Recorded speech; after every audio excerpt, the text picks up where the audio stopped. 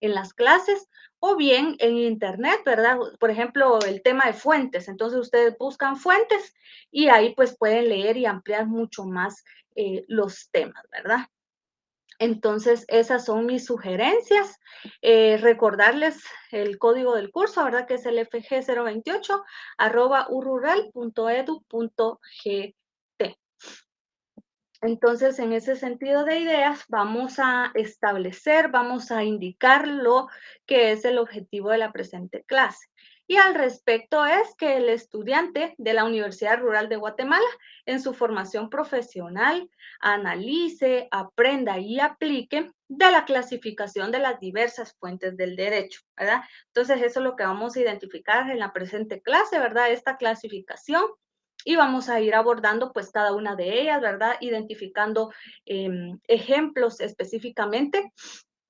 Como yo les he indicado, yo les dejo al final una serie de preguntas, difieren de las que están en los videos pregrabados y muchos me han hecho esa pregunta, ¿verdad? Que si estos, que si las otras. Entonces, ustedes tienen que tomar en cuenta ambas y no solo las preguntas, sino también todos los contenidos, ¿verdad? Ya que las preguntas pues pueden venir, así como les puede venir una pregunta de esas, también cualquier pregunta de los contenidos, ¿verdad? Entonces, para que lo tomen en cuenta los artículos que se mencionan, ¿verdad? En el desarrollo de las clases les puede venir por ahí una pregunta, entonces tómenlo en cuenta, compañeros, ya que como estamos viendo, el objetivo de la clase es que ustedes aprendan a analizar, ¿verdad?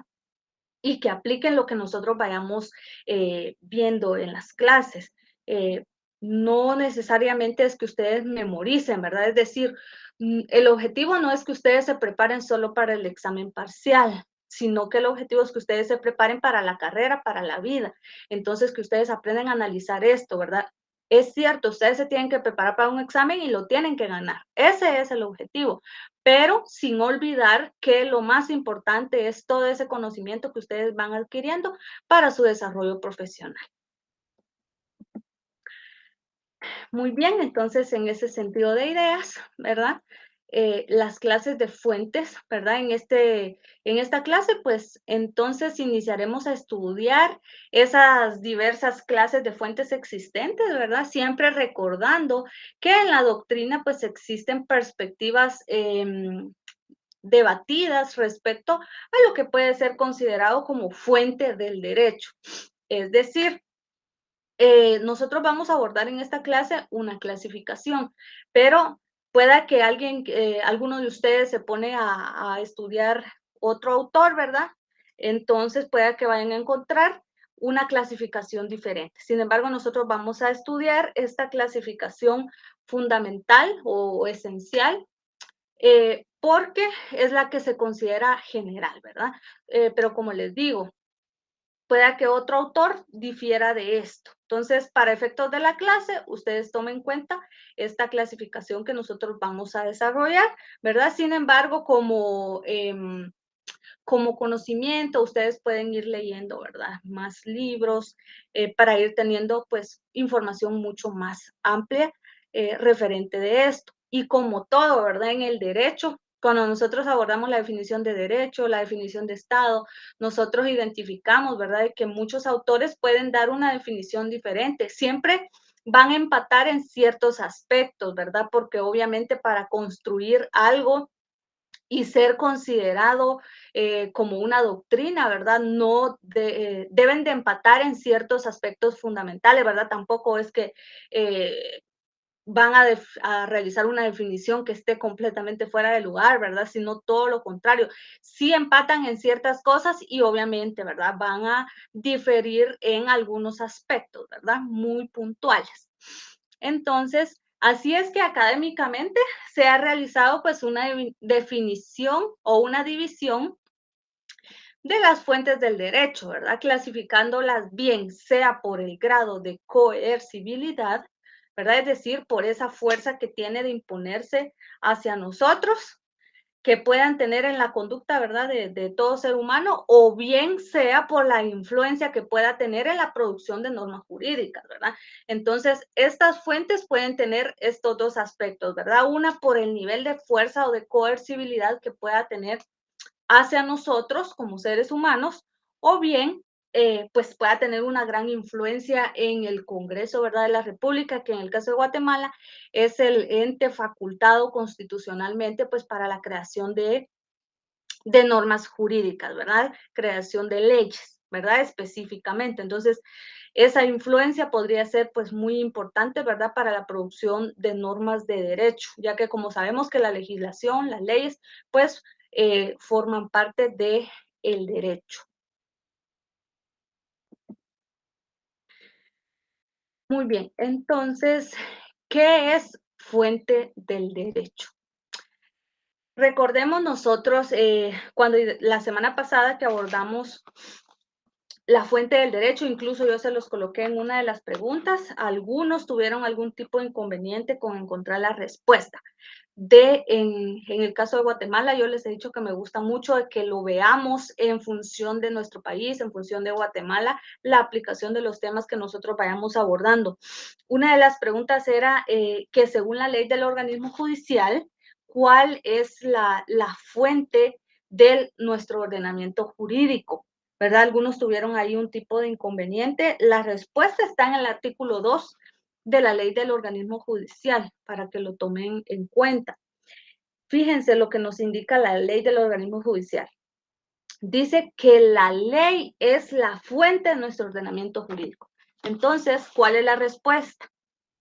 Nuestra ley es la fuente de nuestro ordenamiento jurídico, la ley, ¿verdad? Así. Y luego indica que la jurisprudencia la complementará. Entonces, si yo les preguntara cuál es el complemento de las fuentes del derecho en Guatemala, es la jurisprudencia, ¿verdad? El complemento. Sin embargo, la única fuente que es considerada de nuestro ordenamiento jurídico es la ley, ¿verdad? Es decir, nuestra constitución, nuestras leyes ordinarias, ¿verdad? Así de sencillo es esa respuesta, pero entonces para quienes tuvieron algún tipo de duda, ¿verdad? Lo estamos abordando porque ahorita vamos a identificar. Vamos a ver si alguien me escribió. Perfecto. Todo parece estar bien. Em,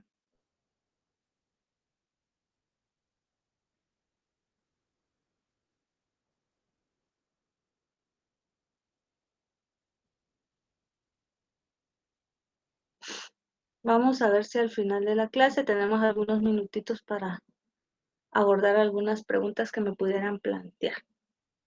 Muy bien. Entonces, continuando. ¿Verdad? Ya quedando claro este aspecto, ¿verdad? De que nuestra ley es la única fuente de nuestro ordenamiento jurídico, ¿verdad? Am, Nos indica, ¿verdad? Que el creador de la teoría pura del derecho, ¿verdad? ¿Quién es ese creador? Hans Kelsen, ¿verdad?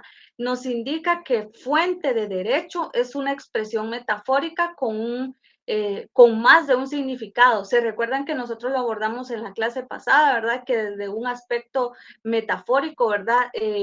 Identificábamos como esa expresión de una fuente, ¿verdad? Donde brota el agua, es decir, donde tiene su manantial inicial, ¿verdad? Su arranque, su principio. Entonces, ahí podemos nosotros identificar qué es una fuente, ¿verdad? Y aquí Hans Kelsen, pues, nos da este pensamiento, ¿verdad? De cómo él identifica que es una fuente de derecho. Nosotros sabemos que Hans Kelsen, pues, es el creador también de la pirámide de Kelsen, ¿verdad? En honor a él, pues lleva su nombre, ya que él nos identificó una jerarquización de nuestras normas jurídicas, ¿verdad? Es decir, de lo más alto, lo más importante, hacia abajo, ¿verdad? Hacia la norma inferior, ¿verdad? Que nosotros iniciamos, pues, con nuestra constitución política, ¿verdad? Y las normas constitucionales. Luego nos vamos a las leyes ordinarias, ¿verdad? Que son las que son creadas por el Congreso y todas aquellas leyes que han sido producto de un golpe de Estado, ¿verdad? Y luego tenemos pues las normas reglamentarias, ¿verdad? Como los acuerdos y las ordenanzas. Y por último, las normas individuales, como los contratos, las sentencias, las resoluciones, ¿verdad? Los testamentos, ¿verdad? Que son normas individuales porque son la voluntad o una cuestión emitida por personas en forma individual, ¿verdad? Entonces, a él nosotros debemos esto, ¿verdad? Esta estructura de nuestras normas jurídicas. Y vamos a continuar indicando de que cabe designar así no solo a los métodos de producción del derecho, ¿verdad? Como lo es la legislación, la costumbre, sino toda fuente superior en su relación con la norma inferior, ¿verdad? Cuya producción regula. Por eso les mencionaba lo de la pirámide de Kelsen, ¿verdad? Para que nosotros identifiquemos cuál es la superior y en forma jerárquica, ¿verdad? Va de forma descendente. De ahí que por fuente de derecho puede entenderse también el fundamento de validez y especialmente al último fundamento de validez. La norma básica de validez jurídico positiva, pues que va de una norma superior, es decir, la norma superior positiva va a regular su producción, ¿verdad? Como nosotros hemos hablado de que nuestra constitución política, ¿verdad? Yo hasta les puse ahí la tarea de que buscaran instituciones que tengan su fundamento en nuestra constitución y básicamente todo tiene su origen, su fundamento en nuestra constitución política, ¿verdad? Entonces de acá viene toda la producción de figuras jurídicas, instituciones que nosotros podamos identificar, ¿verdad? En todo el país.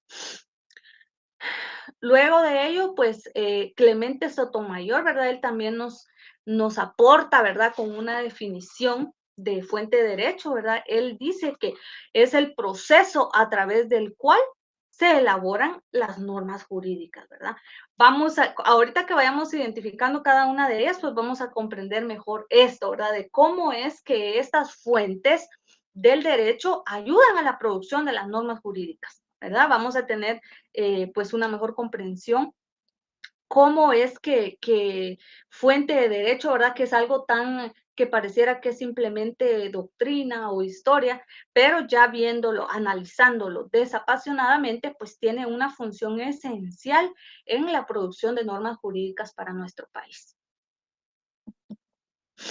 Identifiquemos nosotros las clases de fuentes, ¿verdad? Al respecto, identificamos nuestra clasificación, que es las fuentes históricas, las fuentes reales y las fuentes formales. Nosotros en la presente clase pues vamos a desarrollar las fuentes históricas y las fuentes reales, quedando pendiente para la siguiente emisión de clases las fuentes formales, ¿verdad? Ahí vamos a identificar en las fuentes formales el proceso de creación de una ley, ¿verdad? Ahí se va a desarrollar todo eso. Y aparte de la ley, ¿cuáles otras forman parte de estas fuentes, ¿verdad? Eso lo vamos a desarrollar específicamente en su clase respectiva. Veamos, vamos a iniciar nosotros ahí, con la fuente histórica, ¿verdad? Dentro de la clasificación que les he indicado. Primero, podemos llamar, ¿verdad? Podemos llamarlas como fuentes históricas a dos grandes grupos de documentos. El primero,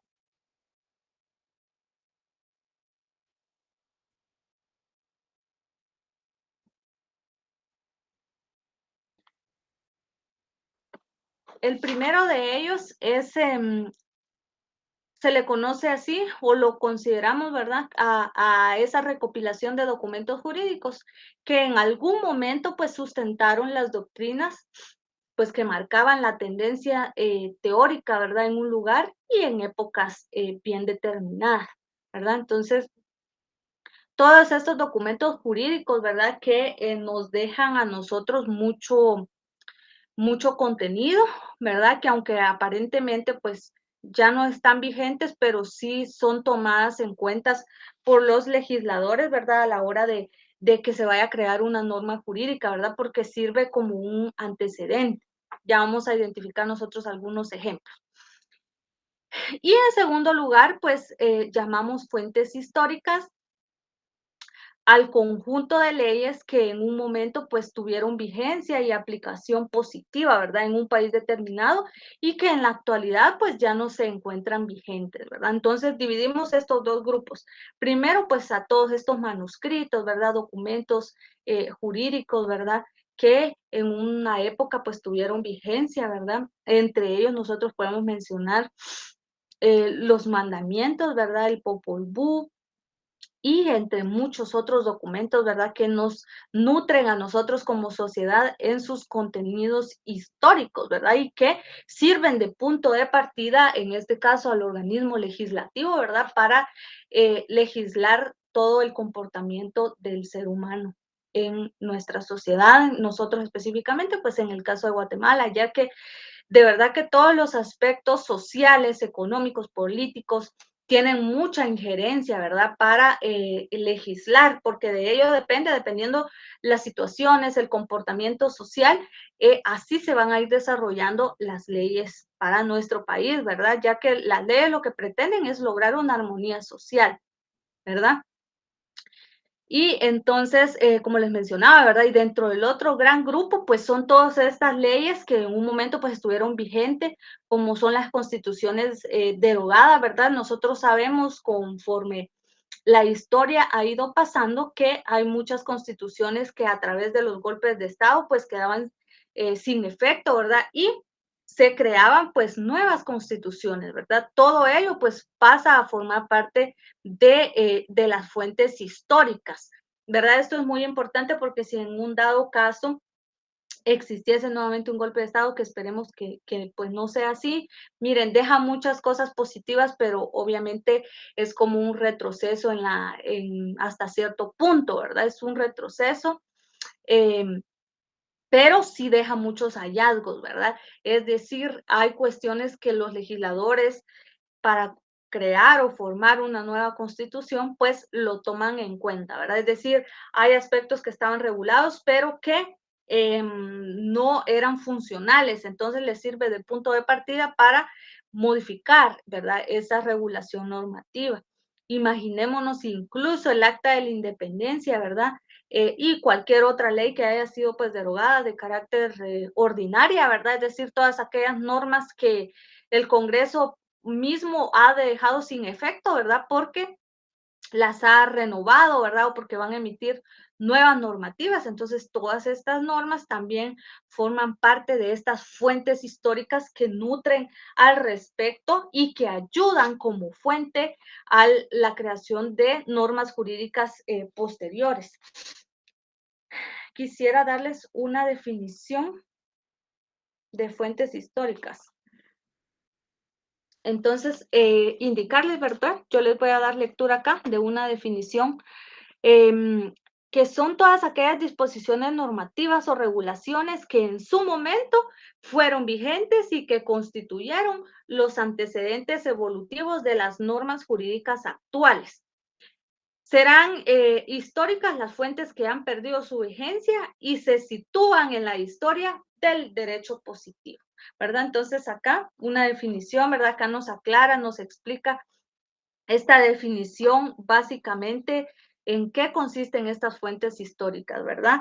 Todas aquellas disposiciones normativas que en un momento determinado sí tuvieron vigencia, sí tuvieron aplicación, ¿verdad? Pero que en un momento determinado pues dejaron de ser válidas, ¿verdad? Es decir, fueron sustituidas por nuevas, ya que como les he indicado, el derecho va en constante cambio, ¿verdad? El derecho no es estático, el derecho es una ciencia social que se va adaptando al comportamiento social y a las necesidades sociales, ¿verdad? De un pueblo determinado.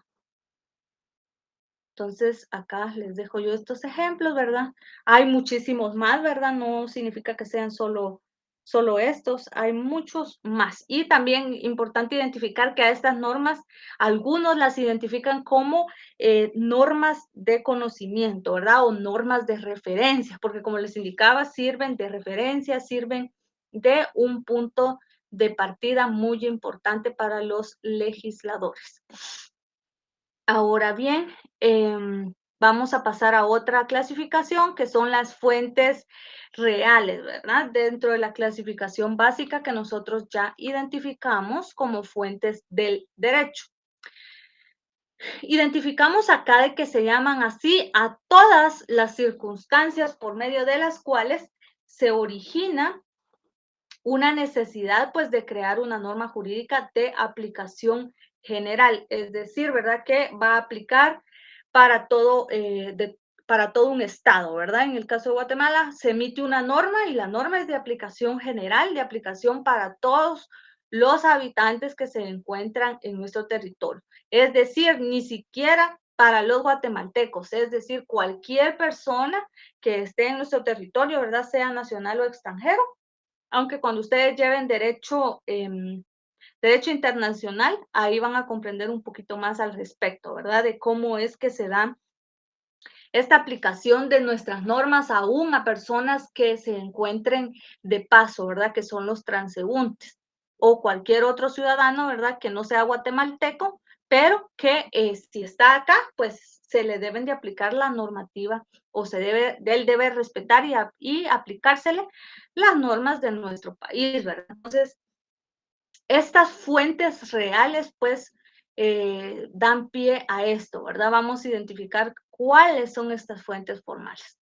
Se puede decir que las fuentes reales constituyen la razón de ser de las fuentes formales, ¿verdad? Entonces, estas fuentes reales sirven de base a las fuentes formales, es decir, a las leyes, ¿verdad? Vamos a en su momento desarrollar los temas de las fuentes formales, pero sí que tomemos bien presente esto, ¿verdad? De que estas fuentes son la base prácticamente para las fuentes formales del derecho, aunque no tienen estas una forma, una fuerza normativa por sí mismas, ¿verdad?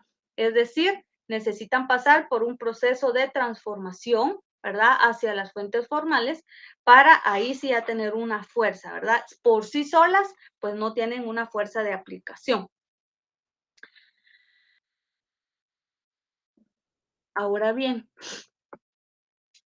en este apartado nosotros podemos mencionar muchos factores, ¿verdad? Que tienen mucha influencia con relación a las fuentes reales del derecho, ¿verdad? Como factores sociales, factores económicos, incluso hasta factores ambientales, ¿verdad? Culturales, ideas políticas, religión y movimientos sociales, ¿verdad? Todo esto pues tiene una gran influencia. Dentro de las fuentes reales vamos a ir desarrollando a cada uno de estos factores, ¿verdad? Para que tengamos una mejor comprensión al respecto de lo que yo les estoy identificando, ¿verdad? Entonces, es decir, que todas estas fuentes, como ya identificamos, que forman una base esencial para las fuentes formales, ¿verdad? Es decir, para el proceso de creación de normas, para la jurisprudencia, para la doctrina, ¿verdad? Los principios generales del derecho. Entonces, uno de los factores principales es los factores sociales. Y ustedes se preguntan, ¿cómo así los factores sociales? Pues bien, los factores sociales, este es un fenómeno social, ¿verdad? Que nos establece a nosotros causa y efecto, ¿verdad? Así es en nuestra sociedad. Hay una causa y esa causa pues va a tener un efecto y son los elementos objeto de estudio de lo que se conoce como sociología, ¿verdad? Es decir, la sociología es la que específicamente nos va a aportar a identificar, va a realizar estudios sociales, ¿verdad? Estudios de comportamiento y nos va a identificar esas, qué consecuencias podríamos nosotros tener con un determinado comportamiento social, ¿verdad? Y nosotros, como sabemos que la sociedad, pues es la base de nuestro Estado, ¿verdad? Por eso es que el Estado protege básicamente la organización desde la familia, ¿verdad? Que la familia pues es la base fundamental de la sociedad y en sí es la razón de ser de la existencia de un Estado, ¿verdad? Por eso es que existe por eso se organiza para velar por el bien común de todos, ¿verdad? Y teniendo como base fundamental la familia, ¿verdad? estableciendo para ello, pues, las normas específicas que garanticen su protección, ¿verdad? Entonces, esto es uno de los factores muy importantes dentro de las fuentes reales, ya que dependiendo los comportamientos sociales y las necesidades que se vayan identificando, es un punto de partida para legislar, para crear normas, ¿verdad? Y lograr una armonía social. Ahora bien, otro de los factores es los factores económicos y este, según la doctrina, es uno de los más importantes. ¿Por qué? Porque acá estamos viendo el interés de las clases dominantes. Nosotros sabemos en nuestro país, ¿verdad? Nosotros, por lo menos, esa es una realidad social, ¿verdad? Nosotros la identificamos, es palpable, esto no es historia, es nuestra realidad, de que las clases dominantes o quienes tienen el poder económico, ellos quieren mantenerlo como tal, ¿verdad? Los que se dedican a comercio, ¿verdad? Los dueños de los grandes emporios em, de nuestro país, ¿verdad? Ellos quieren mantener este poder como tal, ¿verdad? El poder económico. Entonces, para ellos se necesita legislar todos esos aspectos, ¿verdad? Nosotros tenemos en nuestro país pues un código de comercio, ¿verdad? Y muchas leyes financieras que legislan en sí en favor, ¿verdad? De estas clases dominantes, ¿verdad? Que quieren pues tener siempre el control sobre el proletariado, ¿verdad? ¿Por qué? Porque ellos son los dueños de los medios de producción y por ende quieren mantener que esto pues siga siendo así, ¿verdad? Porque ellos pues no pretenden o no están en la disposición de perder em, el control, ¿verdad? Que puedan tener sobre un país, ya que quienes tienen los medios de producción tienen una gran influencia sobre, incluso sobre los gobiernos, ¿verdad? Tienen mucho control al respecto, ¿verdad? Entonces, como hemos visto, todos los factores aludidos son de trascendencia para la producción del derecho, ¿verdad? Pero la economía es el factor esencial, ¿verdad? Como ya lo identificamos, pues a su alrededor gira el interés de la clase dominante. Alguien me preguntaba, ¿y quién es la clase dominante? Pues son quienes tienen los medios de producción, ¿verdad? Quienes tienen el dinero, ¿verdad? Y los medios de producción como tal.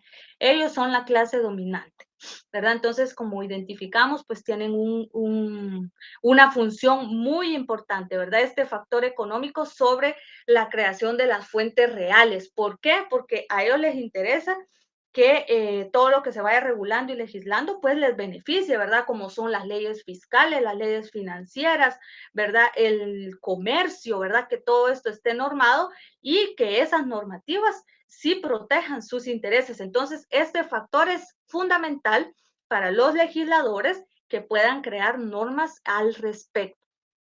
Otro factor que identificamos es el factor del ambiente, ¿verdad?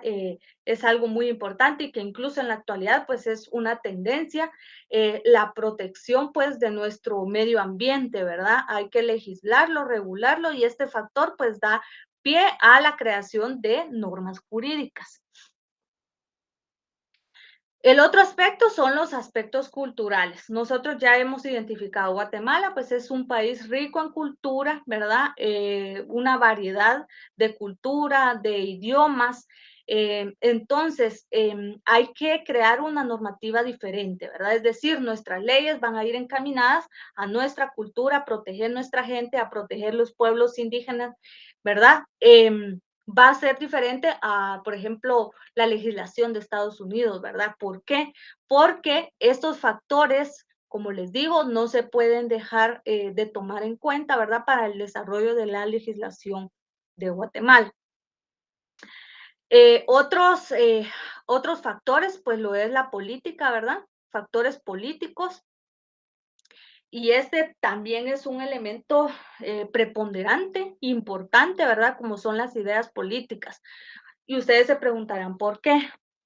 Y es que la política es una ciencia, ¿verdad? Incluso en la Universidad de San Carlos, no sé si en las otras universidades existe una carrera, ¿verdad? De ciencias políticas.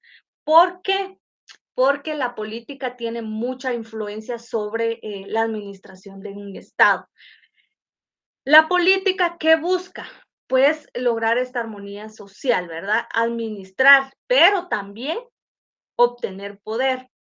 Y yo les indicaba a los de la clase de ayer, ¿verdad? Que la política, pues, es un arma de doble filo, y siento, es mi punto de vista, ¿verdad? De que se ha tergiversado mucho cómo se ha aplicado la política actualmente, porque, la política, ¿verdad? Como todos, sabemos, lo que busca es tener ese poder, ¿y poder para qué?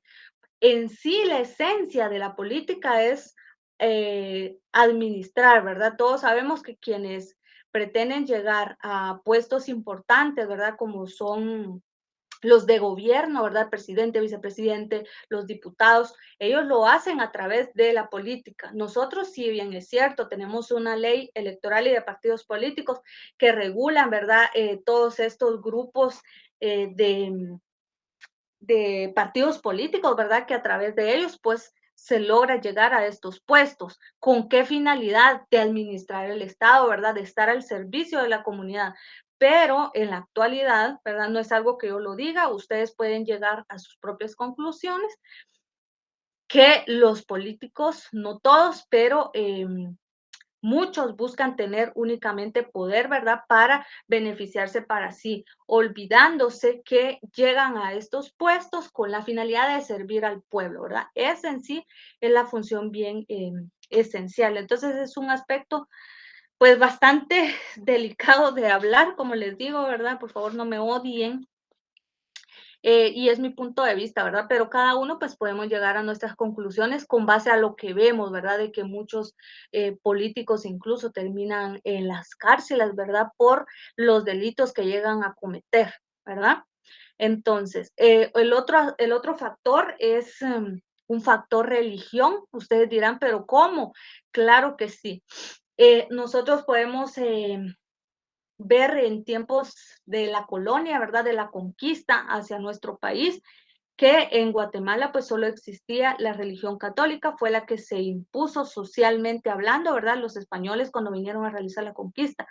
Luego de eso, conforme fue evolucionando, con el paso del tiempo, pues existieron revoluciones, se derogaron constituciones y a partir de ello, ya en nuestra constitución actual, ¿verdad? Existe una libertad de culto, lo regula nuestra constitución. Entonces ahí nosotros podemos identificar que eh, estos factores pues influyen mucho en nuestra legislación, ya que ahora pues nosotros tenemos una libertad de decidir qué culto tomar, ¿verdad? Ya no solo hay una religión que antes prácticamente era impuesta, ¿verdad? No teníamos nosotros esa libertad de culto, ¿verdad? Mientras que ahora sí, con la regulación normativa que actualmente tenemos, pero esto es producto de toda esta evolución histórica, ¿verdad? De todos estos factores que inciden en el derecho. Ahora bien, con relación a los movimientos sociales, esto es un aspecto que ha dejado mucho para nuestra sociedad, ¿verdad? Para nuestra legislación, como lo son los movimientos sociales. Por ejemplo, el movimiento liberal, ¿verdad? Con la reforma liberal derivada de los golpes de Estado que dio Justo Rufino Barrios, ¿verdad? Justo Rufino Barrios, esto fue aproximadamente en 1879. Él, pues, es una figura muy importante para nuestra legislación vigente, ¿verdad? Ya que a partir de él hubieron muchos cambios. Vean, identificamos en la historia, si ustedes tienen la oportunidad de leer referente a Justo Rufino Barrios, háganlo y se van a dar cuenta de cómo es que existen, que estos movimientos sociales le dejan mucho a nuestra legislación. Por ejemplo, él era una persona que estudió leyes, pero luego de eso ejerció su profesión en forma parcial y luego él decidió irse para México, ¿verdad? Y ahí se unió a movimientos, pues, guerrilleros. Ahí cada uno tendrá su perspectiva cuando estudien en su momento historia. Para muchos los guerrilleros son malos, para muchos los militares son malos, pero en sí cada uno pues tenía su función específica. Y él vino acá a oponerse al gobierno de Serna, ¿verdad? Que era en ese momento, y en unión con su sobrino, pues planificaron, ¿verdad? Armaron un grupo de guerrilleros y le dieron golpe de Estado. ¿Y qué sucedió con esto? Como fruto de ello, se obtuvo la libertad de prensa, la libertad de culto, ¿verdad? Como les digo, ya se podían tener la libertad del culto que uno quisiera, ¿verdad? O que los guatemaltecos en ese entonces quisieran.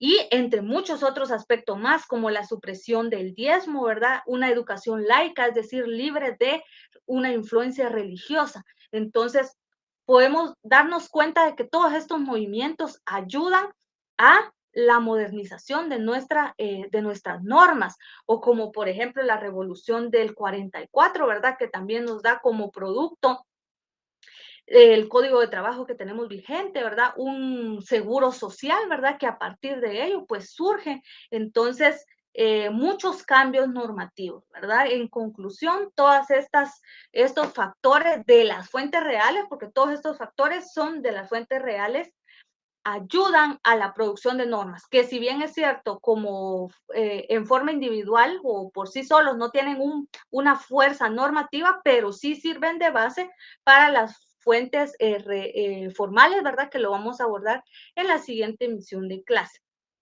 Entonces, de mi parte, pues la temática ha sido esta.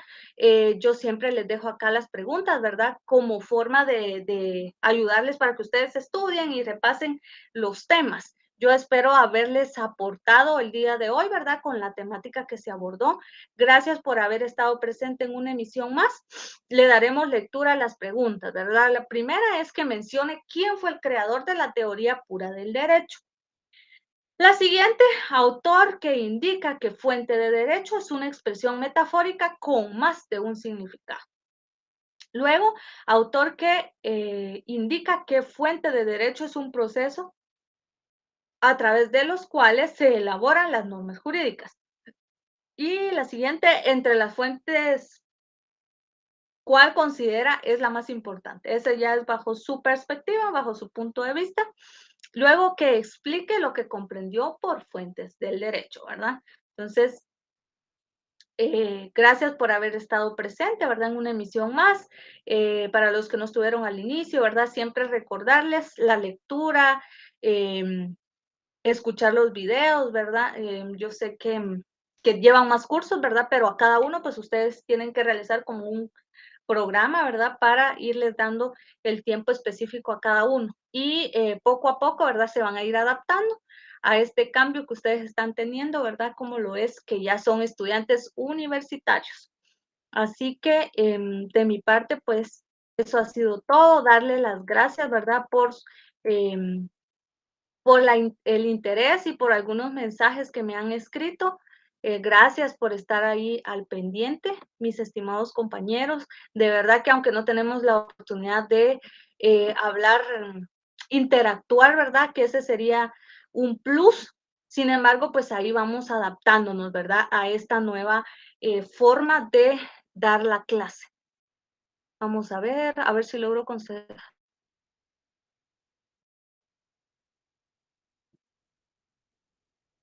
Mm,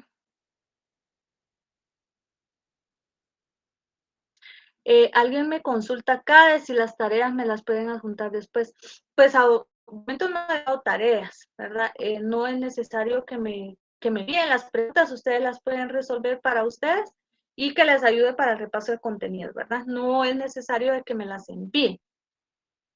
Eh, Únicamente sería eso, darle las gracias y les deseo pues un excelente fin de semana. Estimados compañeros, muchas bendiciones.